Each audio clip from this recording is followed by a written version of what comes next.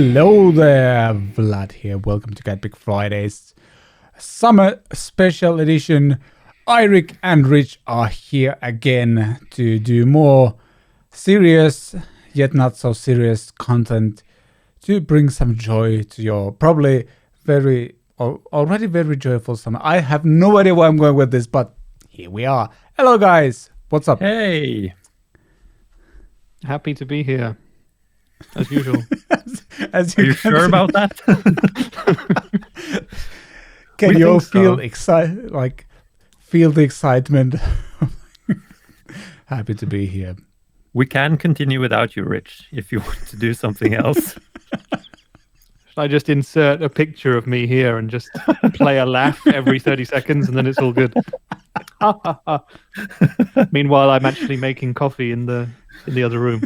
Oh yeah, you had a coffee making accident before the show. So Yeah. I have my coffee and Rich is jealous now because, by the way, CatPick Studios mugs available in the merch store. See what I did there?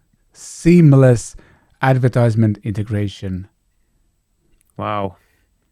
That's why I've sold one mug, this one.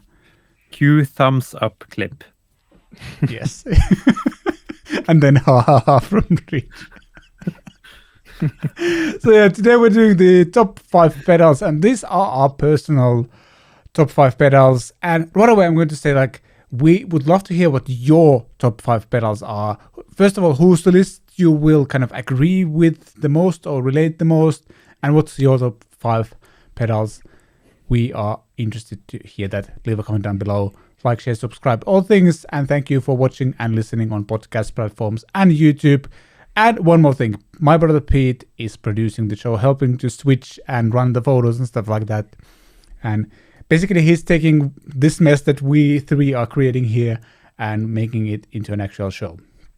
So yeah, let's go. Who wants to go first? Who wants to start with their pedal number 5? Eirik is waving. Let's go with you. Yeah, so this is probably the first overdrive pedal that I bought. I think I got the DS1 from Boss first, but that's a distortion. And when I got into reading stuff on forums, I think I saw that Josh Homme from Queens of the Stone Age was using this one. Someone said that on a forum, so I bought one. So I still think this is a very good overdrive pedal. It's kind of tube screamer-ish, but I like the drive in it a tiny bit more than the tube screamer. It has some flaws. There's not a lot of volume on it. Often you need to crank the volume all the way up. I think maybe they fixed that in the Watercraft version. I haven't tried that one. Have any of you tried that one?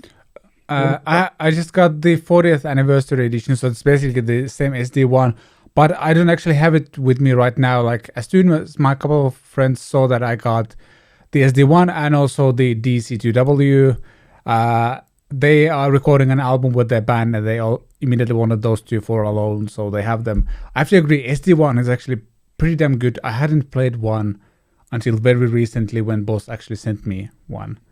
It's really good. I like amazing. it. Yeah. Have you played one, Rich? I've only ever played a digital version of it because I've got the Boss OD200. Right. And I think it has the SD1 on it. I might have to turn around and have a look. Too.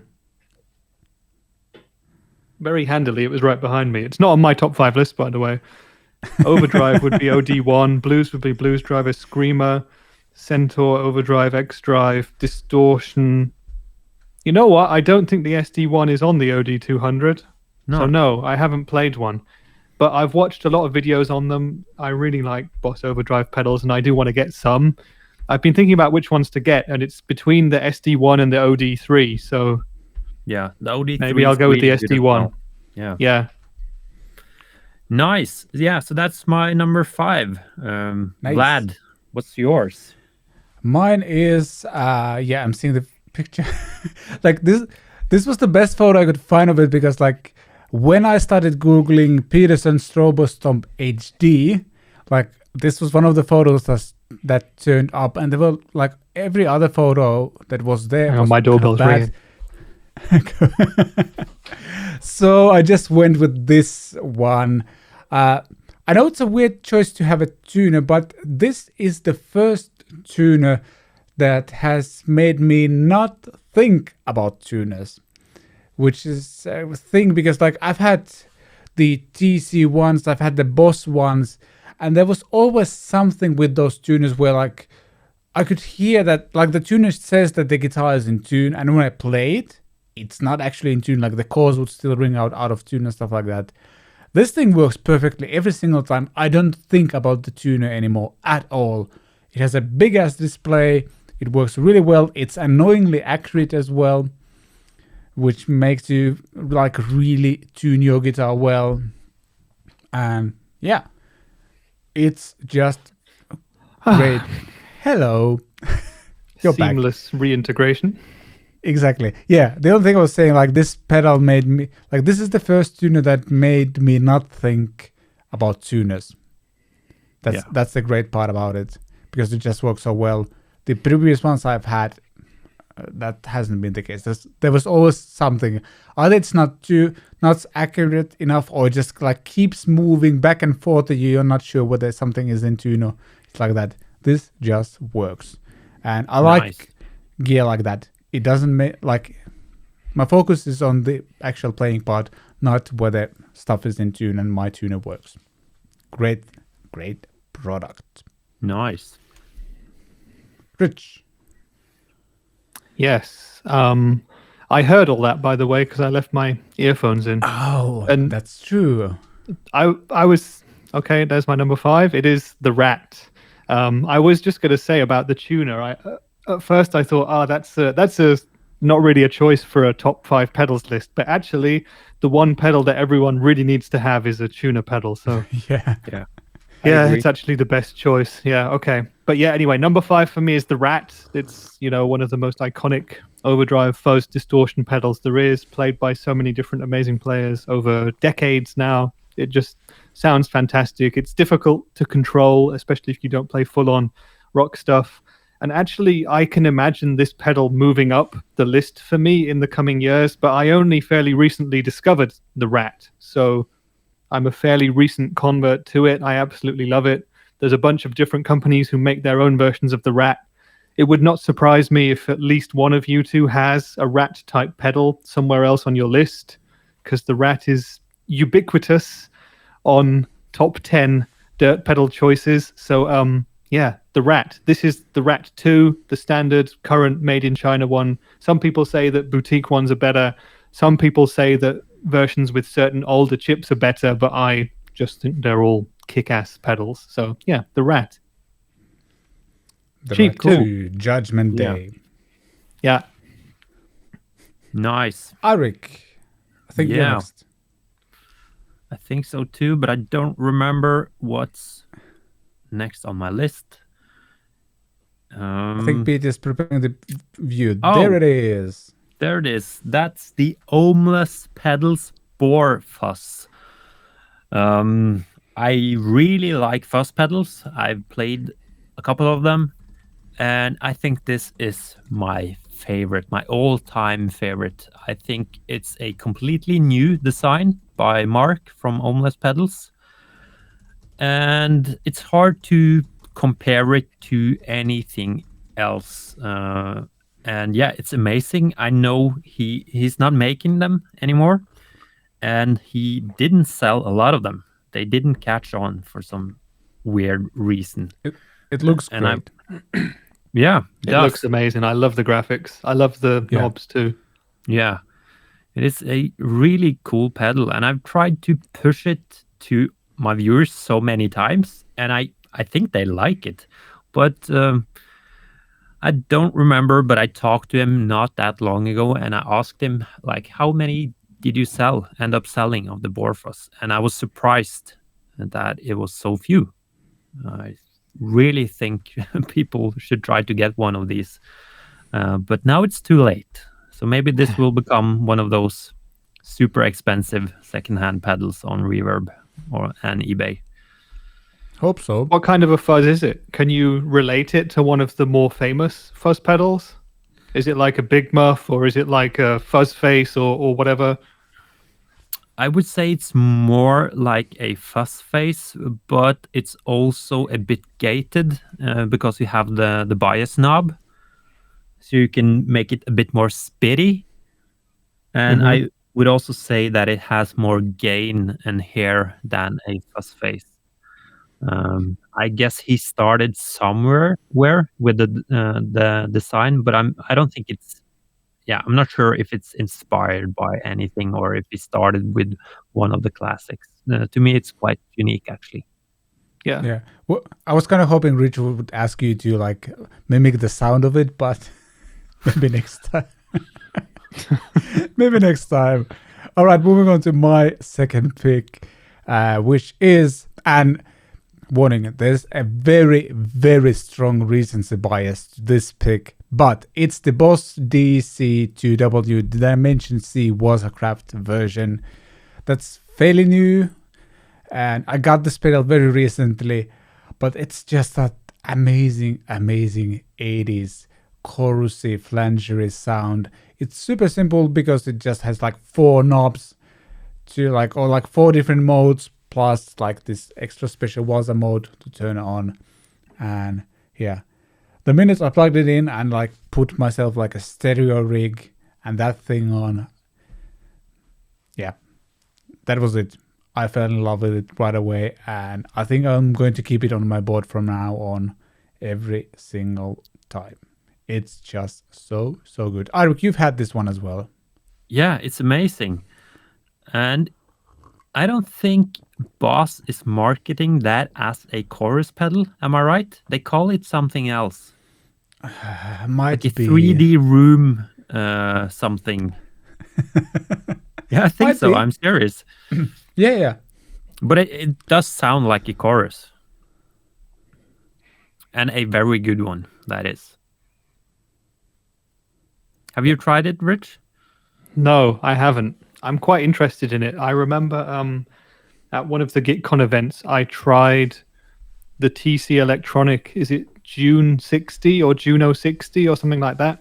Yeah. Which is, I don't know if it's even a similar sounding pedal, but it has push knobs instead of like a twisty knob to change the settings, and in that way I relate it to it. I've never used a whole lot of chorus, and I don't currently own a chorus pedal, and this is actually one on the list I've been looking for, because it's hard to find affordable chorus pedals that are actually supposed to be good. Yeah. This is just like, I've been getting more and more into synthwave music lately, and this just gives you the sound. Simple as that, really.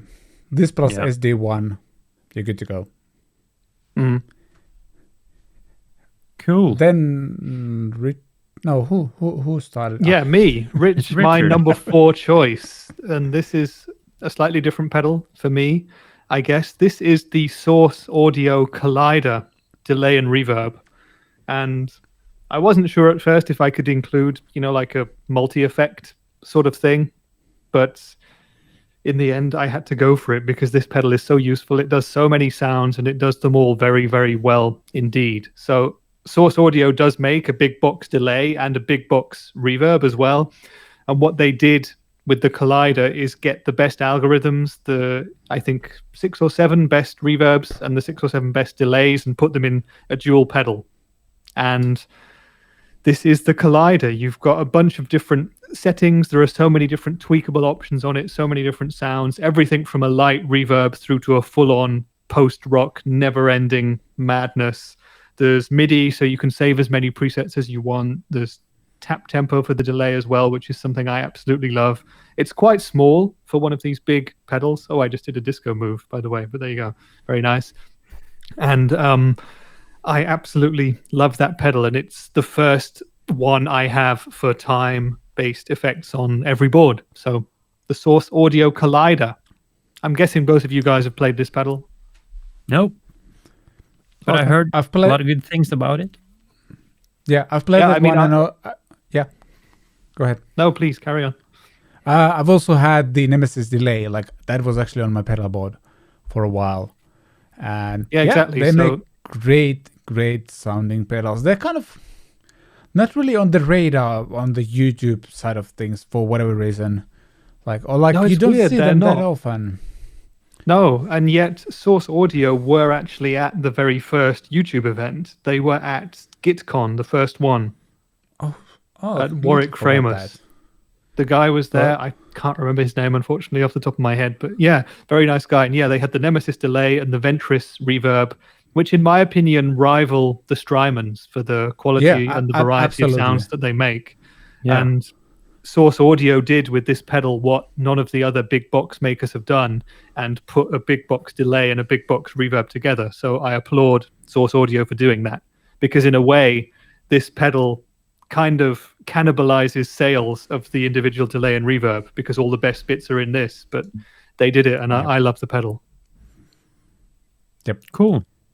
It's very nice. My turn, Eirik's turn. I'm completely. I losing believe it's track what's going- Eirik's number 3. Yeah. Yes, that's true. I just want to go ahead all the time. So yeah, my number 3. What could that be? I don't remember. Metal Zone, Metal Oh, Zone. No, it's not a Metal it's Zone. the damn it. Holy Grail, like the small version from Electro Harmonics. I don't know. It's just a really good reverb pedal that works every time. Like, yeah, I've tried so many reverb pedals, and I like most of them. Some are amazing when you are playing alone and when you are playing in the studio. But for my pedal board, I just found that this one works the best when I don't have a reverb on my amp, that is. So yeah, maybe a bit boring, but it's just a great product. It's a classic The one for a controversial reason. thing about the Holy Grail is the flurb setting. It's a love or hate setting. Are you a lover or a hater of the flurb? You know, since I've started to like chorus more and flangers and phasers, I think I'm on the love side, but I don't use it like all the time. It's definitely for special occasions. Yeah. Do you have one? I was about to say it's a classic for a reason. Yeah, indeed. You guys Yeah, have Gally, one? Yeah, No, I don't have one, but I did have one, got rid of it for whatever silly reason. And, you know, the Collider that I just talked about has way more features and stuff. But if Yeah. you are literally looking for a nice, simple reverb to have on all the time, then the Spring and the Hall here in the Holy Grail, for me, they absolutely do the job. Yeah. And if Yeah. I didn't I've ha- have an amp with reverb in, I would definitely get a more simple solution just to run on all the time as well, I think. Yeah. I've had I think it's Cathedral is one of the HX pedals, and I'm pretty sure it has all of these modes on it as well. Yeah. And Yeah. it sounded great. So Cool. Yeah, that's I my had number the- 3. I had the EHX Oceans 11, which is the small size pedal with the 11 different reverbs in, and that has all these modes on as well. Great pedal. EHX Yep. makes great stuff and super cheap as well. Yeah. Yeah. yeah. So is this is this number 3? Number this 3, is my yeah. number 3 choice. Is the Strymon Dig digital delay. Again, very 80s digital delay. You can do all the edge stuff with it. I love the fact that it's simple, no menus, anything like that. Some hidden features or like hidden functions by holding something and looking at the sun and saying 3 words, you can achieve such and such sound, as all Strymon pedals do. But like simple enough yet versatile, and all the sounds are so good. I love that thing. We can always go through that like, hey, why did you sell it thing, but I'm not going to go there. I had it for a while. I loved it. I probably need to get it back at some point. It's just freaking amazing. There's just something about Strymon delays that I just love. Yeah. I haven't tried it, but I would definitely like to try one. It looks like it's a really capable delay pedal. Yeah, you could The basically DIG have like 2 delays in it. You can run 2 Yes. separate delays. Yeah.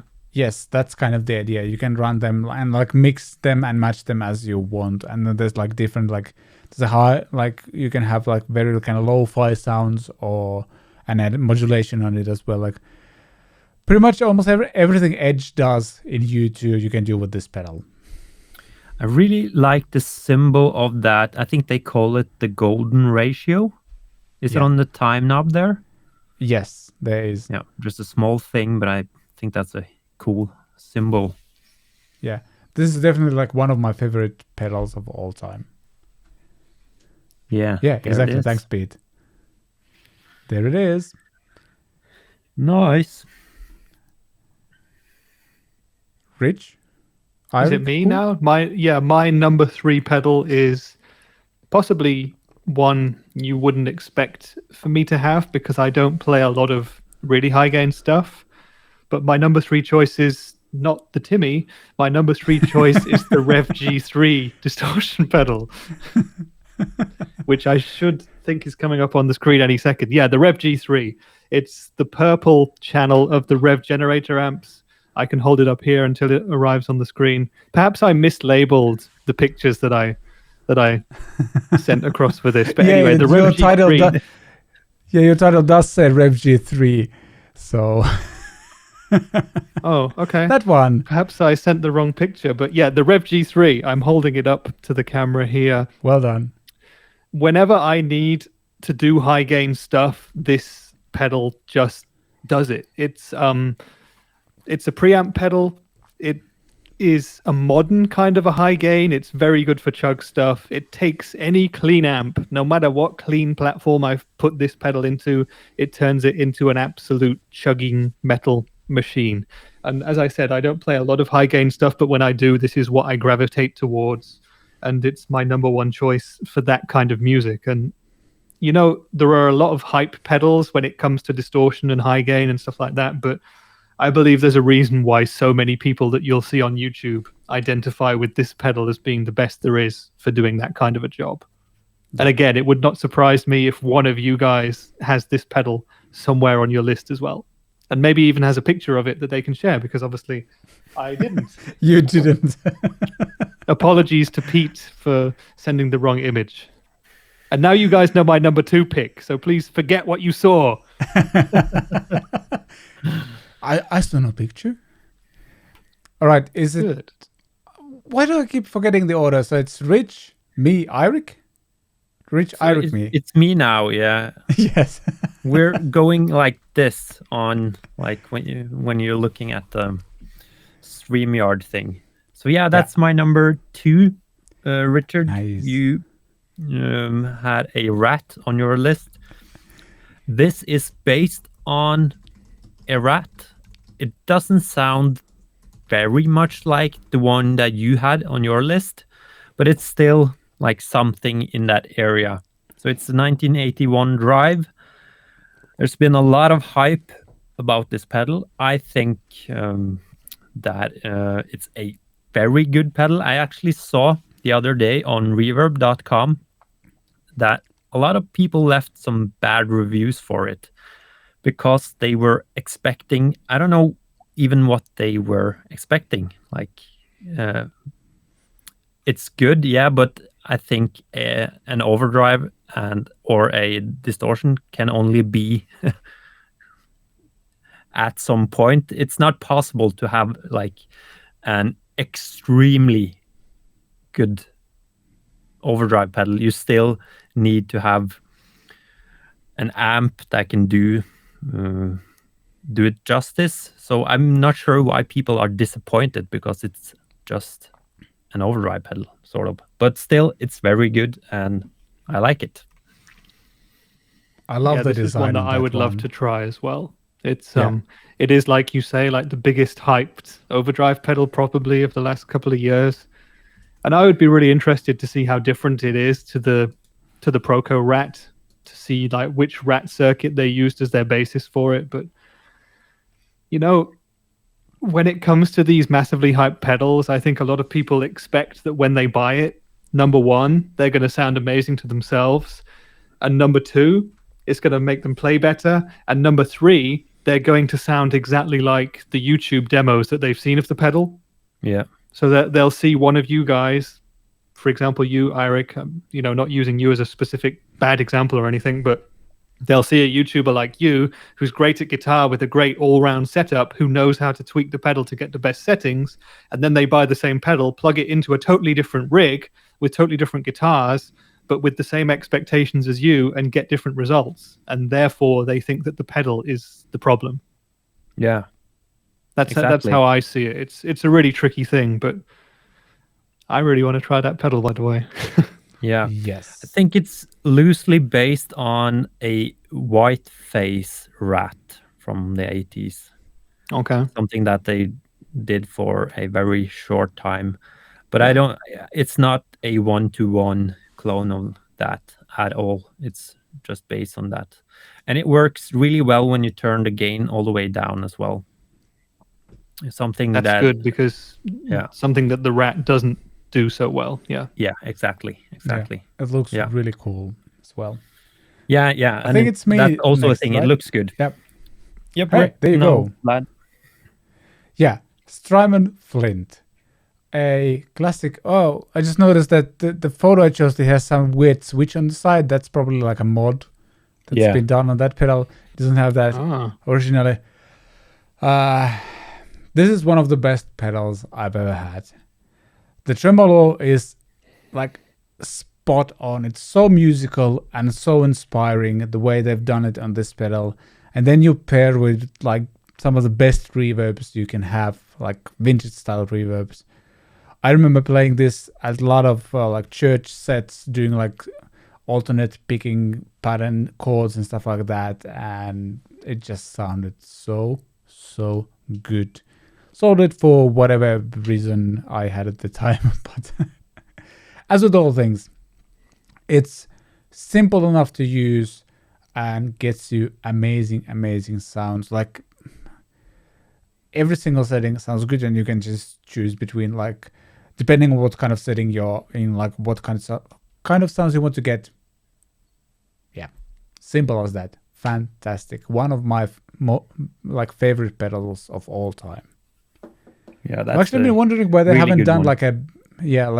like a big unit of that, where there would be like tremolo, reverb, and then maybe like a vintage drive as well. That like you create like this vintage kind of sounding unit. But Strymon is Strymon; they do things their way. But yeah, this thing is amazing. Yeah. Rich, have you tried it? Yeah, it's great. I spent quite a lot of time looking for a reverb trem pedal, and for whatever reason, I ended up finding a used Fender Treverb, which is just not as good, in my opinion. It just doesn't have the same magic that the Flint has. It's a much more recent pedal as well, but there's something special about the Flint. It just works for everything. So yeah, that's a great choice. Yep. Timmy. So my number two, I bet you're all dying to know what that is. It's Timmy, the Paul Cochran Timmy pedal, which is, for those of us based in Europe, very hard to come by. They're very rare in a sense. They're built in very limited numbers by Paul Cochran, who has always just kind of worked under his own steam. He's a one-man show. He builds limited numbers. They get snapped up by dealers in America straight away. So if you want to have one, you have to basically pay exorbitant used prices on the internet, unfortunately.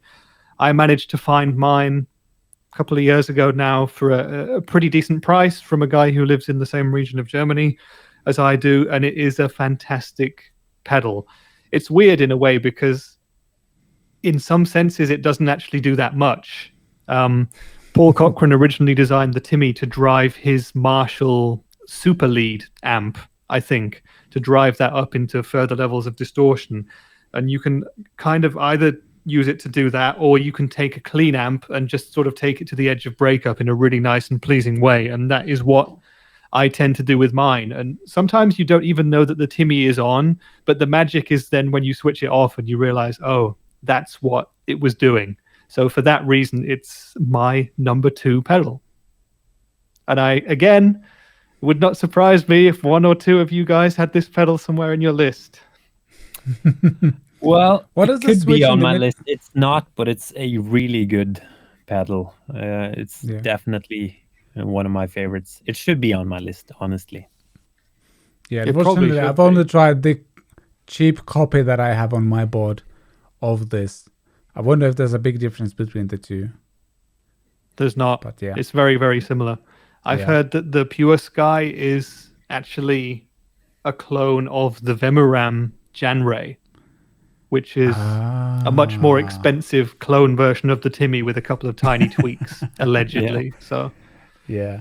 yeah, Got the it. whole Timmy story and clone versions of it and copies and homages is a long one. But if anyone out there is looking for a Timmy and they want kind of the real official thing, you either have to basically go online and get a secondhand Timmy, or there is an official MXR Timmy now developed in parallel between Paul Cochran and MXR. So you can always go for that one. Sounds great.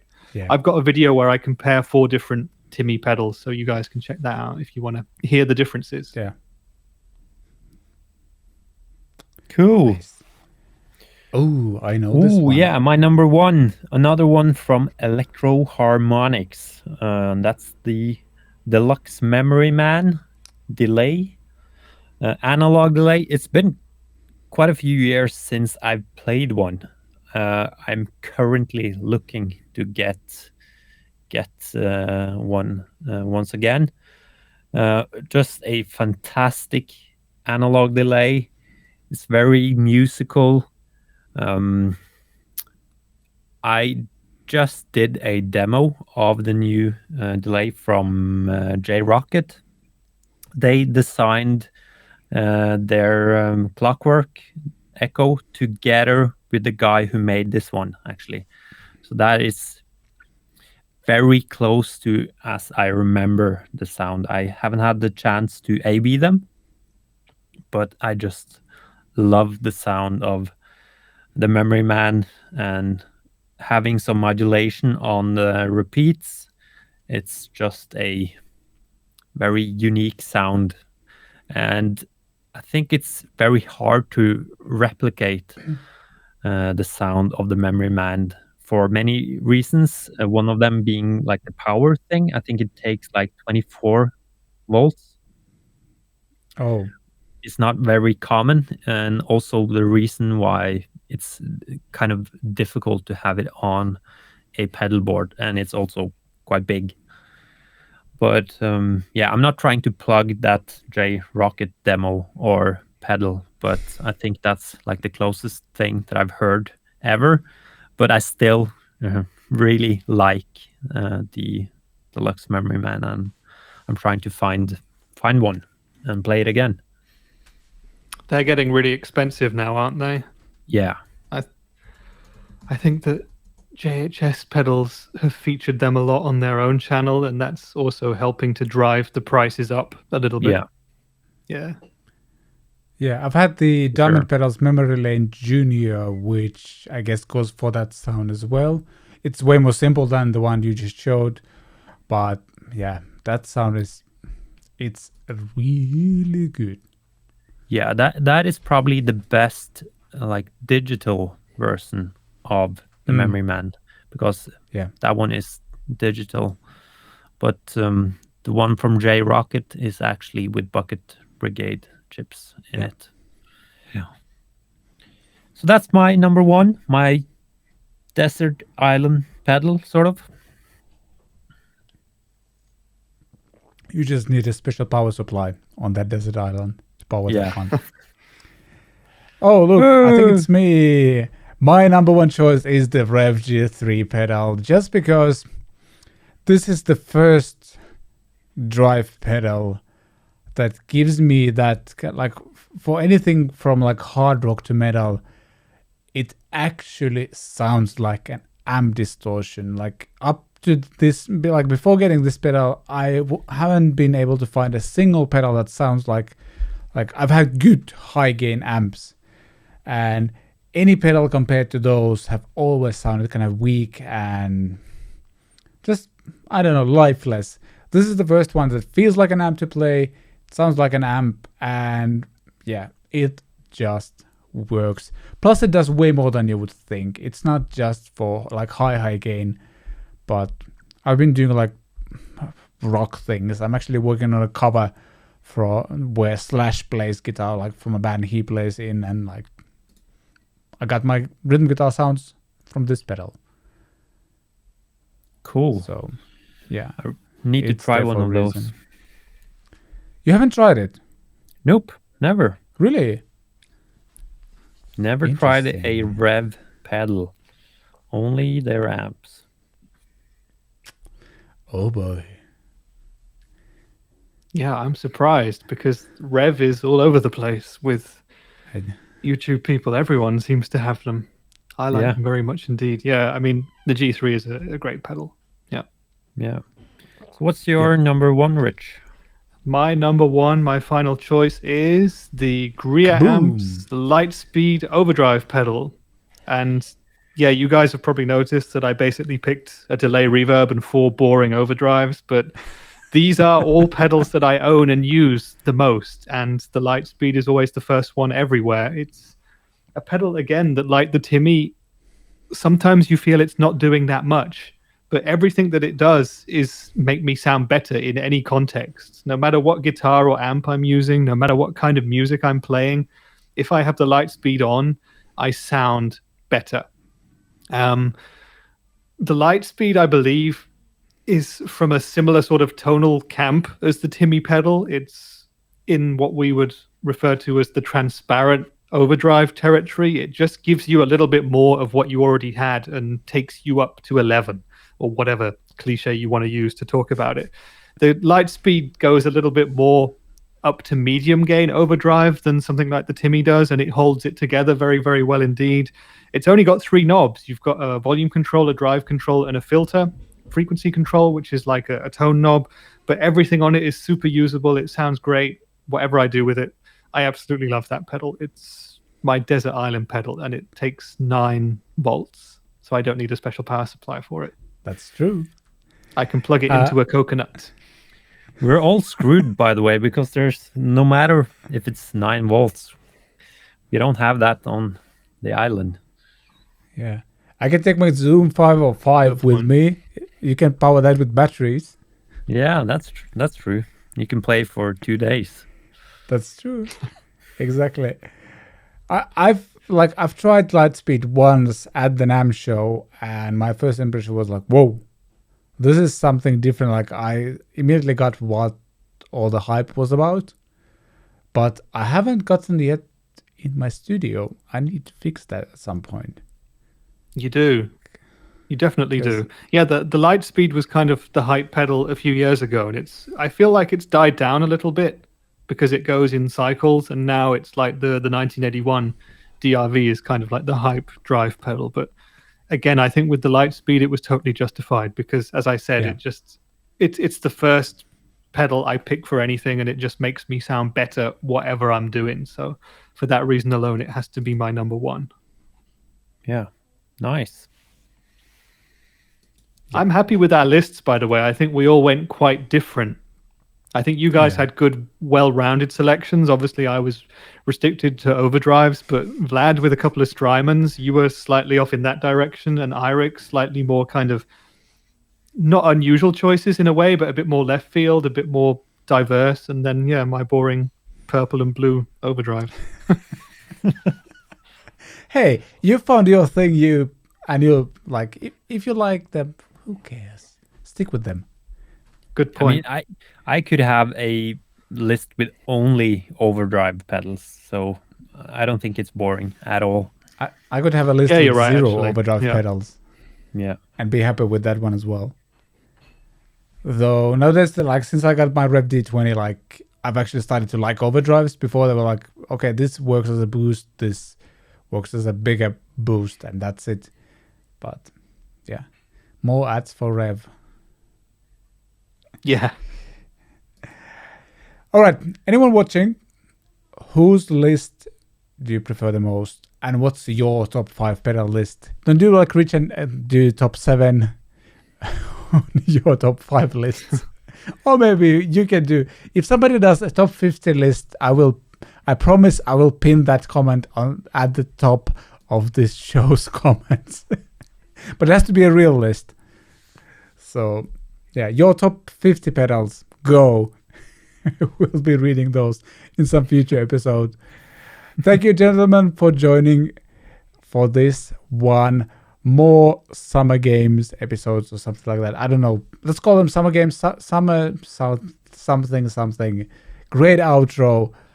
If you want to support what we do, links below in the description to songwriting courses, Thoman links, stuff like that. Links to both of these gentlemen's channels as well. And if we are courageous enough, we'll actually link most of these pedals in the description as well if you want to get any of them.